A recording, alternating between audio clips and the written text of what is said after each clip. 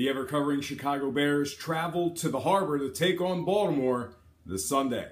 Welcome to the show. My name is Brock Page, and I do random sports picks for fun. The Bears opened up the 6.5-point dogs with the total at a low 40 points.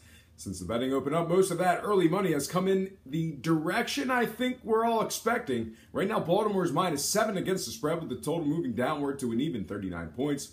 Currently, the Ravens are the 3-1 moneyline favorites to win it outright. And at the moment, just 28% of the betting public has action on Chicago, so look for that spread to get just a little bit larger.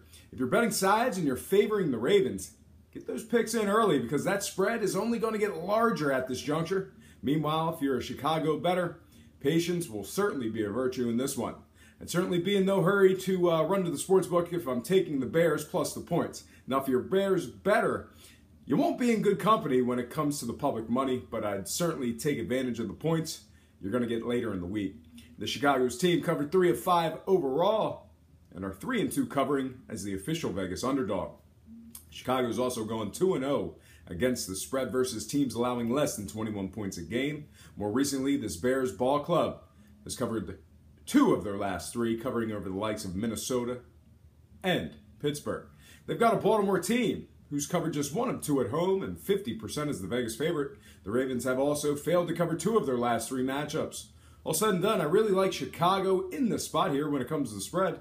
Their defense is certainly good enough to keep it within a score. And I like I said, the spread is only going to improve as 72% of that public money is currently on the Ravens. So when it comes to betting sides, I like Chicago +7 with the Ravens winning this one outright for some money line cash. And when it comes to the scoring, we've seen that opening total of 40 points drop down to a cool 39 in the early action. Despite where the money's going, I'm really leaning toward the over in the matchup, and here's why. 2 out of Baltimore's last 3 games have gone over the posted total. In those 3 games, the Ravens found themselves giving up 29 points per contest. Meanwhile, on the other side, Chicago's giving up 28 points per contest in their last 2.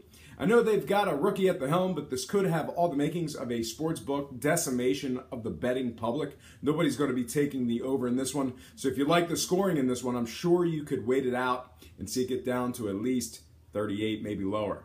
All told, when it's all said and done, I like Chicago +7 with Baltimore winning it outright at home and the over 39. Next game, Cleveland at Houston. The rookie-led Texans found themselves laying double digits at 10.5 when this one opened up. Total opened at 44. Since the betting opened up, however, we've seen most of that early money come pouring in on the Browns to cover.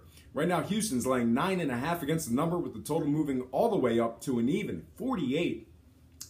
Currently, the Texans are the 450 moneyline favorites, and at the moment, just 34% of the current actions on Cleveland. So look for that spread to return in the direction of the original opening number. And with that trend in mind, it certainly leads me to believe that we'll most likely end up with a closing number of around 10 points spread-wise.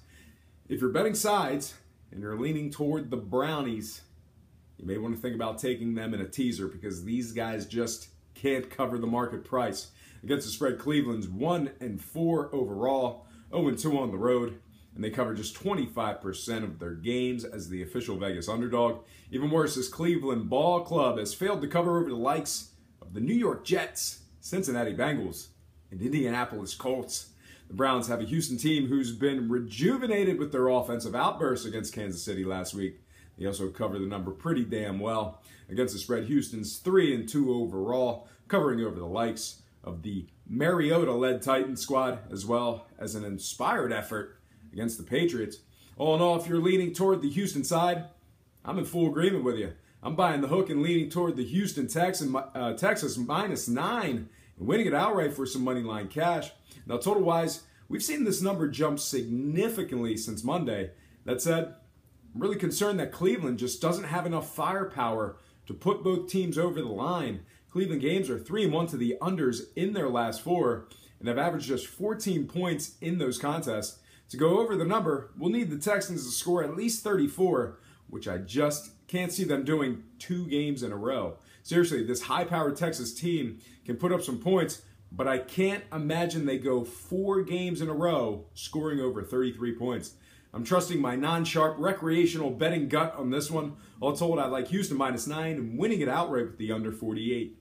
Next contest, Green Bay at Minnesota. Things just get different during these NFC North rivalries. You might as well throw those trends right in the garbage, to be quite honest. But without the trends, I have no video. So Green Bay's opened up the 3.5-point favorites with the total at an even 47. Since the betting opened up, however, we've seen a good amount of that early money come pouring in on the Vikings to get the job done. Right now, Green Bay is laying a field goal with a total moving downward to a cool 46.5. Currently, the Packers are the $1.85 favorites on the money line. And at the moment, just 26% of the public money is on the Vikings. So look for that spread to close around 4 to 5 points. If you like the Pack in this one, you may want to act quick because -3 probably is the best price you're going to get in this one. That said, Green Bay's been a fairly good covering team on the year, going 3-2 against the spread overall. The Packers are also 2-1 covering as the favorite and 2-1 against the spread versus teams allowing less than 21 a game.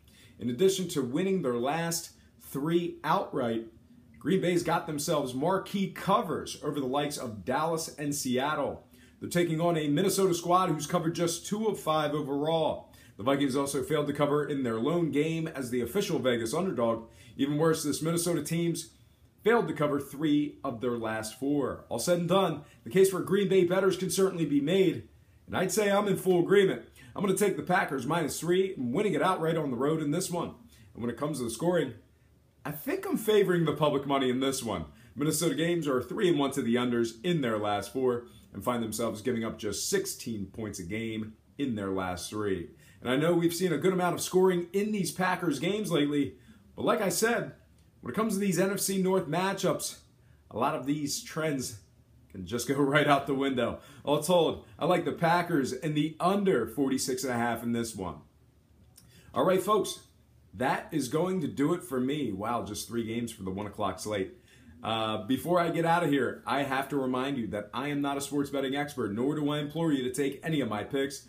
A wise man once said, good ain't free, and free ain't good. For some reason, you decide to use the free information on this program, you're utilizing it at your own discretion. Most importantly, if you're betting any of these games, do it safe, do it responsibly, and most important, have fun. For Brock Page Productions, I'm Brock Page, and have yourself a positive day.